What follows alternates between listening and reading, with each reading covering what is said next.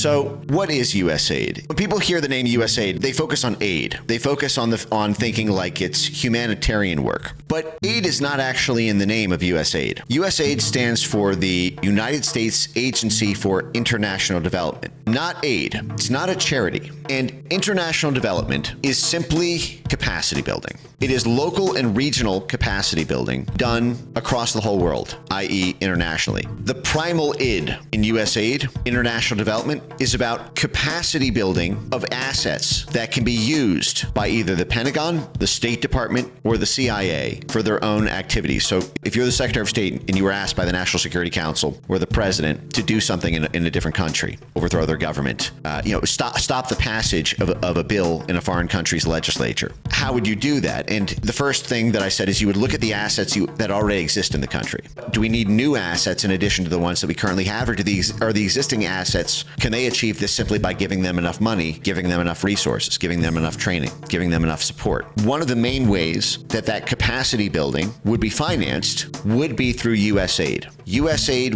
would say that it's doing something, funding a hospital system, funding universities, funding civil society organizations, funding media institutions, funding independent media in the region. Sorry, it's something in my eye. Independent media in the region on USAID payroll. And those institutions, those assets, would then be bigger and more powerful and more capable, more capable of serving the State Department's goal, aka advancing U.S. national interests. USAID has a bigger budget than the State Department, over $50 billion.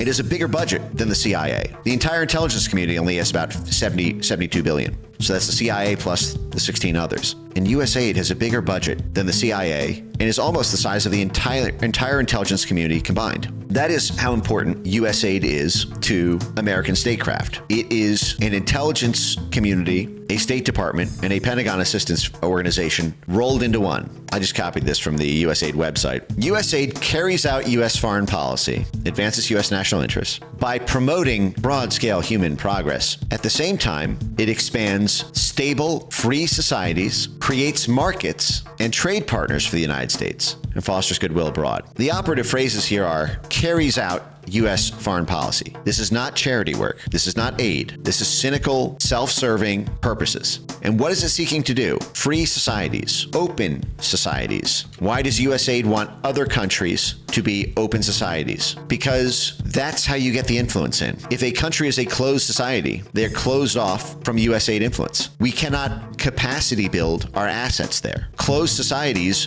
box USAID out. China is a closed society. That is why we have not been able to topple the government of China, despite having tried for 100 years now almost. We have not been able to topple Putin from Russia. Why? Because Russia is a closed society. Like China, they kicked USAID out. It is not an open society. And so the USAID can't just take over their entire media ecosystem by funding 100 different media propaganda outlets in the region to sway hearts and minds. And remember, that's what this is. It's hearts and minds and cash. That's what soft power is. They call it hearts and minds work, but it's cash that does the moving of those hearts and minds, especially of the leaders of the movements.